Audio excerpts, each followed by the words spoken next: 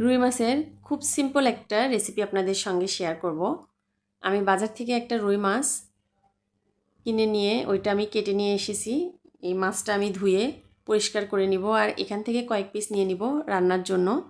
আমি মাছে দিয়ে দিব স্বাদ অনুযায়ী লবণ, মরিচের গুঁড়া, হলুদের গুঁড়া, পানি ঝরানো টক দই। মাছটা আমি ম্যারিনেট করে রেখে দিব 10-12 মিনিটের মতো।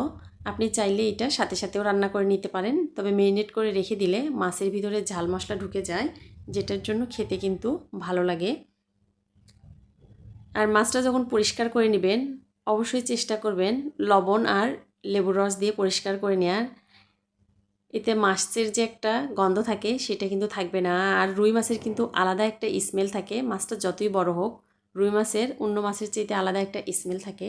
লেবু আর লবণ দিয়ে যদি ধুয়ে নেন তাহলে দেখবেন ওই স্মেলটা আর থাকবে না, যেটার জন্য খেতে কিন্তু ভালো লাগবে। আমি মাছটা একটু হালকা ভেজে নিব। আমার কাছে মাছ ভেজে রান্না করলেই ওইটার টেস্ট একটু বেশি ভালো লাগে। আমি এই প্যানেই দিয়ে দিব শুকনো মরিচ, তেজপাতা আর 1 কাপ পেঁয়াজ কুচি। আমি এখানে কিন্তু খুব বেশি পরিমাণ তেল ব্যবহার করি নাই, সামান্য পরিমাণ একটু তেল দিয়েছি। খুব অল্প তেল মশলায় কিন্তু রান্না করলে অনেক সময় রান্না অনেক টেস্ট হয়। দিয়ে দিব আস্ত জিরা। আর পেঁয়াজের কালারটা যখন একদম লাইট গোল্ডেন কালার হয়ে আসবে তখন এখানে দিয়ে দিব পেঁয়াজ বাটা আর আদা রসুন বাটা।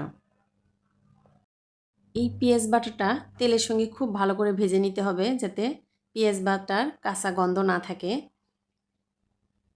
একটু ভালো করে ভেজে নিয়ে এখানে দিয়ে দিব গুঁড়ামরিচ গুঁড়া আর হলুদ গুঁড়া, দিয়ে দিব সামান্য একটু পানি। পানি দিয়ে মশলাটা একটু কষিয়ে নিব।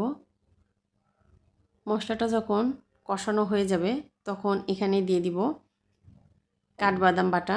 আপনি চাইলে এখানে চীনাবাদাম, কাজু বাদাম বা কাঠবাদাম যে কোনোটাই ব্যবহার করতে পারবেন। আমি এখানে কাঠবাদাম নিয়েছি আর দিয়ে দিলাম আমার ঘরে তৈরি সামান্য একটু টমেটো সস 1 চা চামচের মতো। আমি আবারও একটু পানি দিয়ে দিব, দিয়ে মশলাটা খুব ভালো করে কষিয়ে নিব। মশলাটা যখন ভালো করে কষানো হয়ে যাবে তখন এখানে দিয়ে দিব সাদা গোলমরিচ গুঁড়া, জিরার গুঁড়া। আপনি চাইলে কিন্তু এখানে গরম মশলার গুঁড়াও ব্যবহার করতে পারবেন। আমি এখানে গরম মশলা গুঁড়া ব্যবহার করি নাই। দিয়ে দিব এখানে পরিমাণ মতো ঝোলের জন্য পানি। যে পরিমাণ ঝোল রাখবেন পরিমাণটা বুঝে আমি এখানে দিয়ে দিব গরম পানি। আমি কিন্তু সবসময় চেষ্টা করি রান্নাতে গরম পানি ব্যবহার করার, এতে রান্নাটা তাড়াতাড়ি হয়ে যায়। আর আমার কাছে মনে হয় রান্নার টেস্টটাও একটু ভালো হয়। যে মাছগুলো ভেজে রেখেছিলাম দিয়ে দিব মাছগুলো, দিয়ে ঢাকনা দিয়ে ঢেকে কিছুক্ষণ রান্না করে নিয়েছি। আর এখানে দিয়ে দিলাম সামান্য একটু গুঁড়া দুধ, পানি দিয়ে গুলে এটা দিয়ে দিলাম। মাছটা আমি আলতো হাতে একটু নেড়ে দিব যাতে মাছগুলো ভেঙে না যায়। আপনি চাইলে এখানে গুঁড়ো দুধ ব্যবহার নাও করতে পারেন, এটা অপশনাল। আমি দিয়ে দিলাম কয়েকটা কাঁচামরিচ। কাঁচামরিচ দিলে সুন্দর একটা স্মেল আসবে। দিয়ে ঢাকনা দিয়ে কিছুক্ষণ দমে রেখে দিয়েছিলাম। আমার রান্নাটা ভালো লাগলে প্লিজ লাইক, কমেন্ট, শেয়ার করবেন।